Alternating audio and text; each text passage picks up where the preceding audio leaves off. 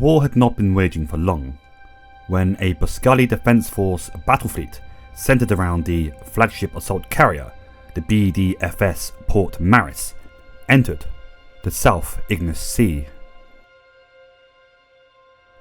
Their mission: strike and destroy the Primevan-built rig bases, small platforms capable of launching VTOL aircraft and dominating the ocean area south of the disputed Ignus archipelago.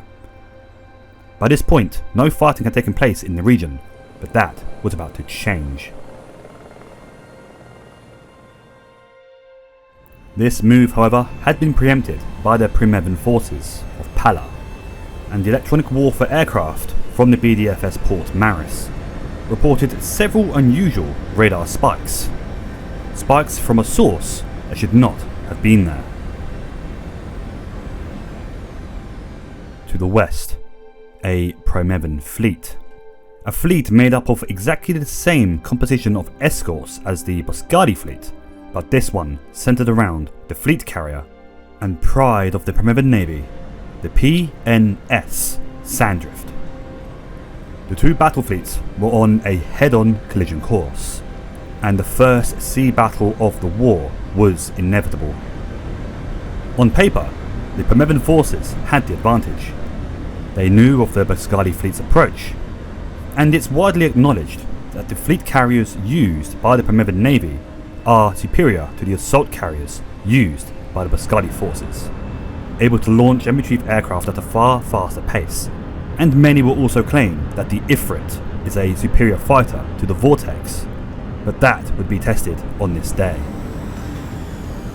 With the intelligence picture still somewhat cloudy, but showing signs that Pala had deployed some major surface combatants to the area, the Boscali fleet commander, the superbly and rather hilariously multi-barreled named Rear Admiral Brian Montague Davy Jones Forsyth Smith, ordered the chief air warfare officer to launch aircraft, and within minutes of this order being carried out, the Pala carrier and many of the aircraft from its air group had been detected, and within moments, standoff missiles were in the air, launched towards the opposing side.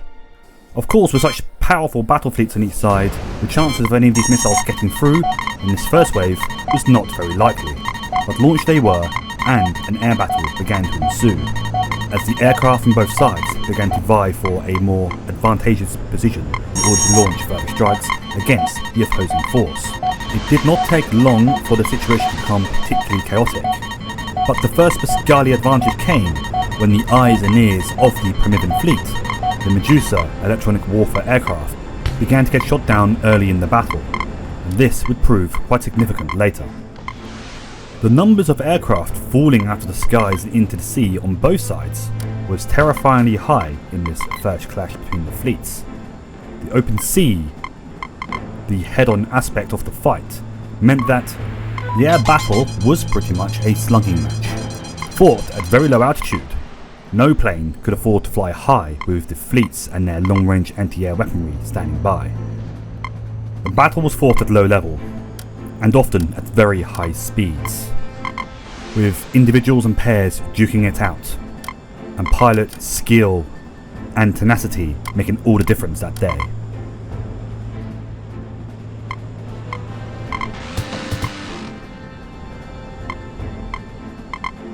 And of course, though losses were mounting, neither side had yet gained an advantage in the air, as the battle overall descended into individual duels, often decided by 2 to 3 second bursts from aircraft cannons. The far more manoeuvrable Ifrit, manoeuvrable especially at slower speeds, lower altitudes and in this sort of fight, should have had the advantage of the day, and further being backed up by flights of TA-30 compasses. Their apparent inability to defeat the Boscali pilots in this battle has been the cause of great debate between military commentators on both sides ever since. One point to note, of course, is that the Boscali pilots were not afraid to disengage whenever they could and return back to their carrier to rearm and refuel. The Pala pilots, it is known, were not afforded the same initiative. They would not return to their carrier unless their flight leads ordered it so, or unless completely out of ammunition. The belief being that the constantly landing and taking off would be too physically demanding on the pilots, and that at any moment the final strike against the Boscali fleet would be launched. It's worth mentioning now some of the unsung heroes of this most crucial of battles. VL-49 Tarantulas from B flights of the experimental 222 Rotary Squadron had deployed aboard the BDFS Port Maris, their primary duties being the recovery of downed aircrew, as well as cross-decking supplies and personnel one ship to another, or dropping supplies into the sea for ships' crews to retrieve as they pass by. In the midst of a battle, none of these tasks were easy. All were extremely dangerous, particularly the retrieving of downed aircrew from the sea. It is a well-documented fact that the sea was not calm that day, and picking up downed aircrew from the sea was very high risk, requiring the pilots to have to effectively land their aircraft on the water, close enough to the downed pilots and aircrew to be picked up by the crews of the Tarantula aircraft. It's also worth pointing out that the aircraft of 222 Squadron were completely unarmed. They had no way of defending themselves against enemy attack other than the countermeasures of the ECM pods and of course their flares.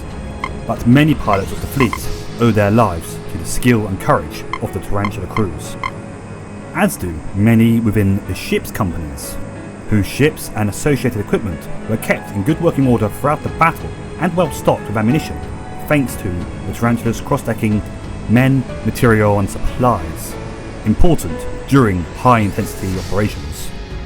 A feat made all the more impressive by the fact that Tarantulas were never meant to land on the smaller flight decks of the Dynamo-class destroyers and Shard-class corvettes, but land they did, and it proved critical to the outcome of the battle. Further to this was their ability to drop supply containers directly into the sea in front of the advancing Boscali fleet.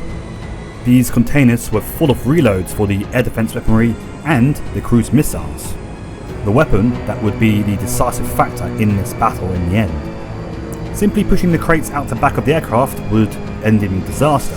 It was important for the Tarantulas to remain steady and at a relatively low speed and low altitude to ensure the weaponry did not cook off inside the container upon impact with the sea.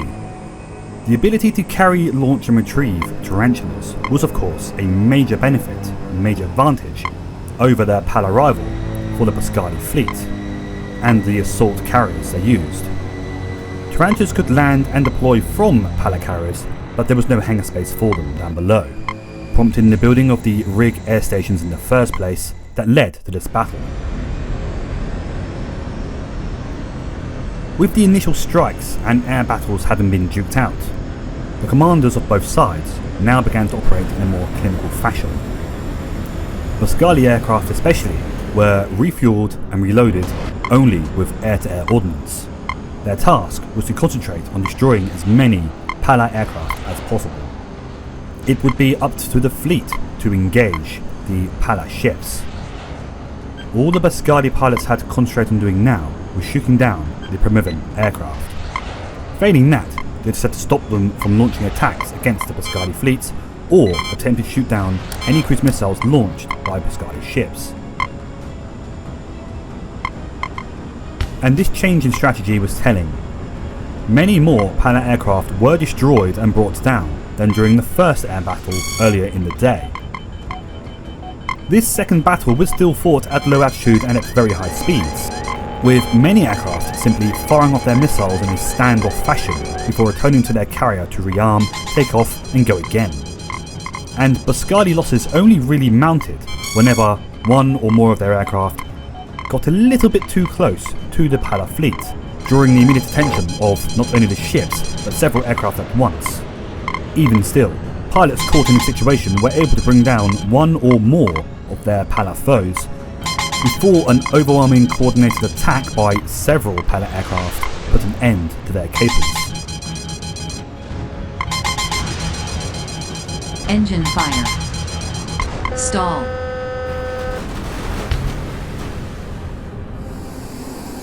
But the time had at last arrived. The two fleets now began to exchange cruise missile attack.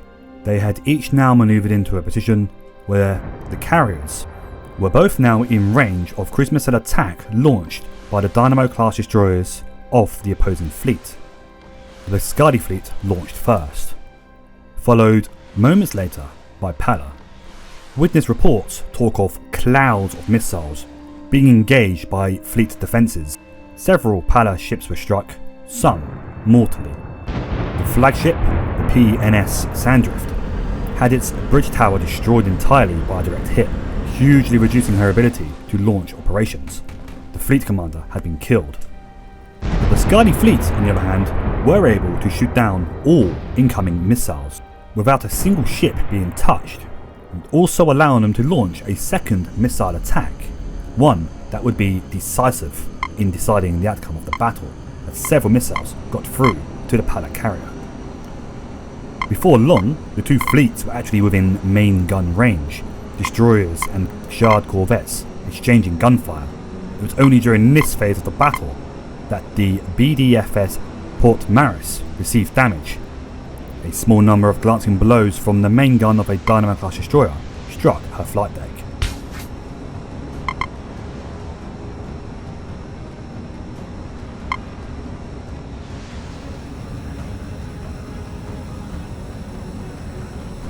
The ability of the Boscali fleet to defend itself from the cruise missile attack is largely attributed to the work of the pilots of 222 Squadron, who, as previously mentioned, were tasked with ensuring that all the escorts of the fleet were kept stock full of air defense missiles and other weaponry, including the cruise missiles used to launch against the Pala fleet.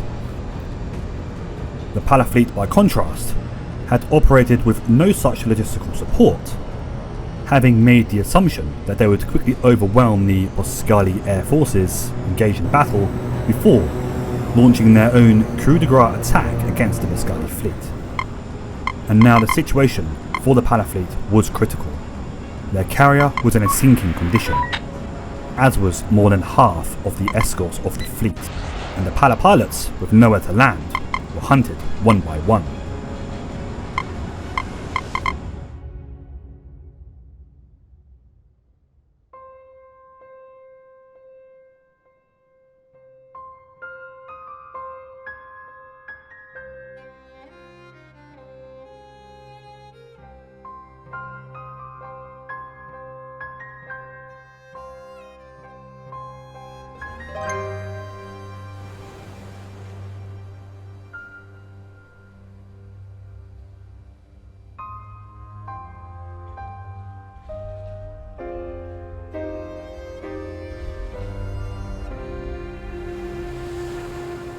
There was no gloating or cheering from the Boscali naval personnel, just silence, until at last the Boscali admiral picked up the radio handset, tuned into the Pala frequency, and offered a truce to the remaining Pala vessels, making the gracious offer of search and rescue support to retrieve survivors from the sea, an offer that was graciously accepted by the senior commander still alive among the Pala fleet.